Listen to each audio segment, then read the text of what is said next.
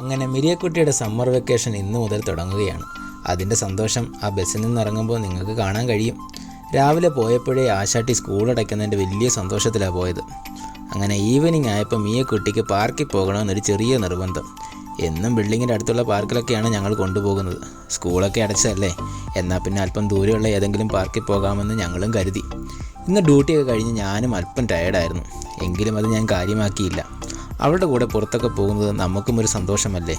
ഒരു പ്രായമൊക്കെ കഴിഞ്ഞാൽ പിന്നെ കുട്ടികൾ ഇങ്ങനെയുള്ള നിർബന്ധങ്ങളൊന്നും നമ്മളോട് പറയുകയില്ലല്ലോ. അതുകൊണ്ട് തന്നെ പലപ്പോഴും ഈവനിങ് ടൈമിൽ ഞങ്ങൾ കൂടുതൽ സമയം മോളെയും കൊണ്ട് പുറത്തൊക്കെ ഒന്ന് പോയി പറ്റുന്ന പോലൊക്കെ ഒന്ന് കറങ്ങിയിട്ട് വരും. മിയയ്ക്ക് കൂടുതലും പാർക്കിലും മാളിലും ഒക്കെ പോകാനാണ് ഇഷ്ടം.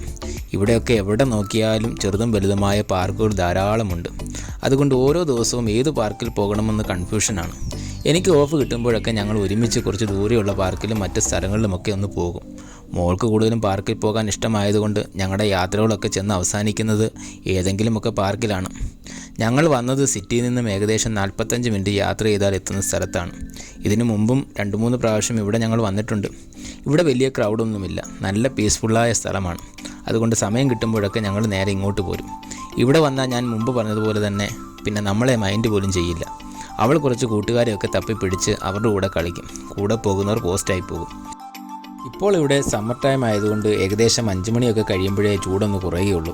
അത്യാവശ്യം വലിപ്പമുള്ള പാർക്കായതുകൊണ്ട് തന്നെ തിരക്കായാലും പ്രശ്നമില്ല. കുട്ടികളൊക്കെ കൂടുതൽ വന്നാലും ചാടാനും ഓടാനും ഇഷ്ടംപോലെ സ്ഥലമുണ്ട്. ഈ പാർക്ക് സിറ്റിയിലാണെങ്കിൽ ഒരുപക്ഷെ ഇതിനേക്കാളും തിരക്ക് അനുഭവപ്പെട്ടേനെ. ഈ ഏരിയയിൽ കൂടുതൽ വില്ലകളാണ്, അതുകൊണ്ട് തന്നെ തിരക്ക് വളരെ കുറവാണ്. അല്പം ദൂരമായതുകൊണ്ട് തന്നെ സിറ്റിയിലുള്ളവരാരും ഇങ്ങോട്ടും വരുന്നതും കുറവാണ്. വീഡിയോ കാണുമ്പോൾ തന്നെ ചാനലൊന്ന് സബ്സ്ക്രൈബ് ചെയ്ത് ഞങ്ങളെ സപ്പോർട്ട് ചെയ്യാൻ മറക്കല്ലേ. ഞങ്ങളുടെ ഇങ്ങനെയുള്ള ചെറിയ ചെറിയ വീഡിയോകൾ നിങ്ങളിൽ എത്തുവാൻ ബെൽ ബട്ടൺ കൂടി ഒന്ന് അമർത്തണേ. ഏകദേശം 2-3 മണിക്കൂർ ഞങ്ങളിവിടെ ടൈം സ്പെൻഡ് ചെയ്തു. ഇനി ഒരു 45 മിനിറ്റ് ഡ്രൈവ് ചെയ്തെങ്കിലേ വീട്ടിലെത്തുകയുള്ളൂ. അപ്പോൾ ഇനിയും പതുക്കെ അവളെയും വിളിച്ച് വീട്ടിലേക്ക് പോകാനുള്ള പരിപാടികൾ ഞങ്ങൾ നോക്കുകയാണ്. അപ്പോൾ എല്ലാം പറഞ്ഞതുപോലെ ബൈ ബൈ.